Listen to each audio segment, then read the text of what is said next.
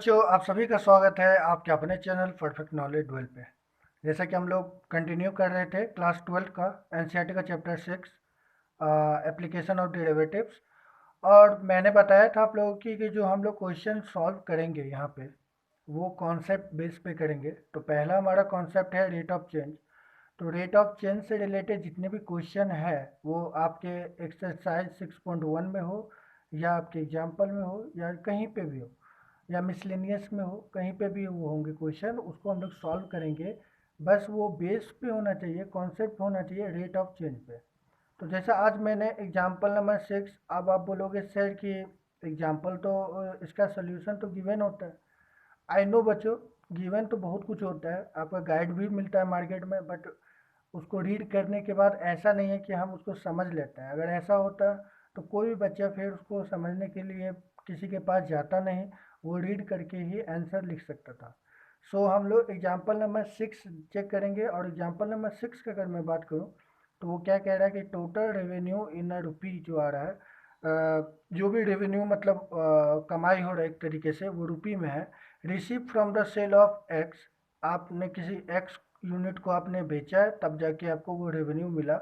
Of of product is given by, और जो product है वो है आपका are x 3x² plus 36x plus 5। हमें फाइंड फिर करना है यहाँ पे marginal revenue.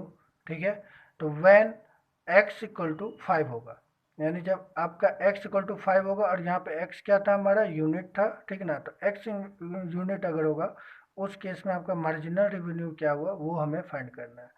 Whereby marginal revenue we mean the rate of change of total revenue with respect to the number of items sold at an instant।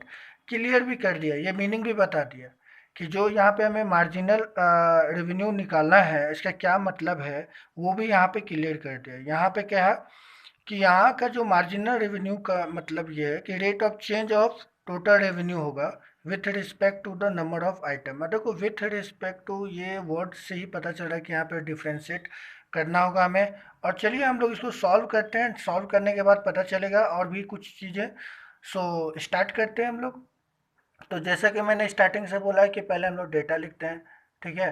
और data लिखने के लिए हमें जो गिवन होता है वो लिखते हैं, अदरवाइज अगर गिवन नहीं लिखना है तो आप उसको नहीं भी लिख सकते हो। तो मैं यहाँ से स्टार्ट करूँगा डायरेक्टली।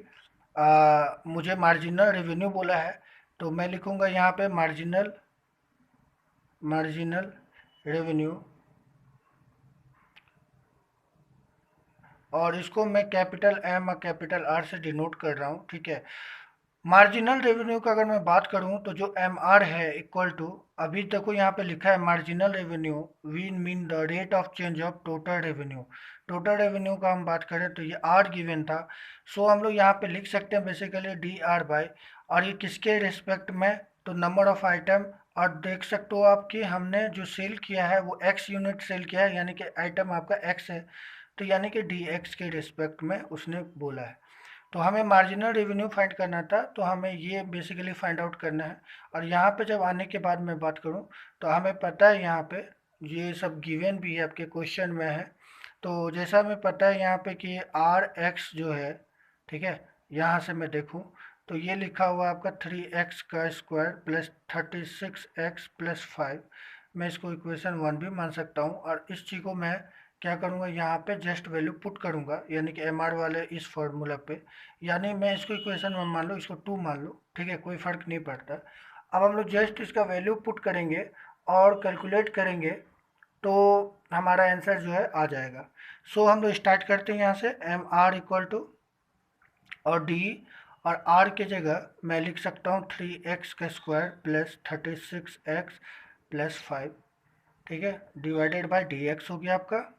तो ऑब्वियस ही बात है, अगर मैं यहाँ से बात करूँ तो डी 3x² बाय, ये ऑब्वियस ही बात है, मैंने हर क्वेश्चन में सॉल्व करा है। तो आपको पुराने क्वेश्चन को भी आप देखोगे तो आपको समझ में आएगा कि हमने सेम चीज़ सेम रूल फॉलो किया है बाकी में भी।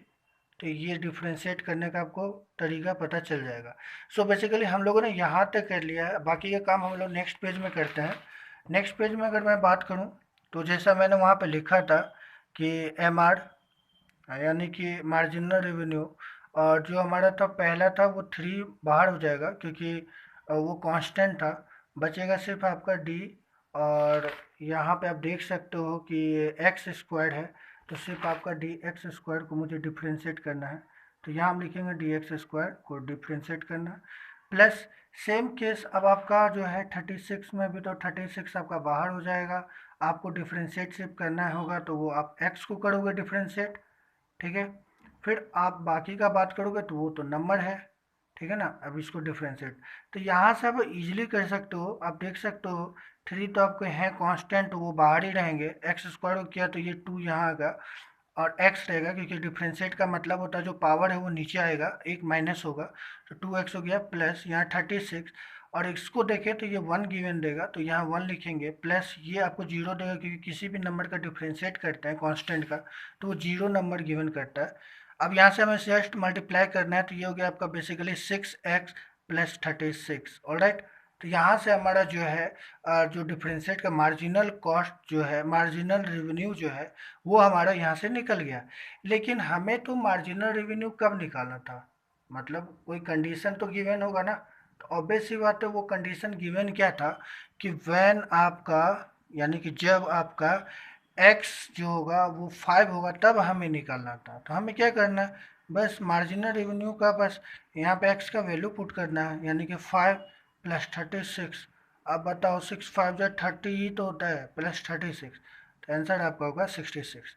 तो बेसिकली आपका जो आंसर है वो है 66 रुपीज़ मार्जिनल रेवेन्यू आएगा, जब आप x यूनिट आइटम, यानी कि x 5 यूनिट आइटम अगर बेचोगे, तब आपका मार्जिनल यूनिट जो आएगा रेवेन्यू वो आएगा 66 रुपी। और राइट बच्चों, आई थिंक आपको ये समझ में आया होगा, और बाकी के आप हमारे साथ जुड़े रहें। ओके, नेक्स्ट में मिलते हैं, बाय।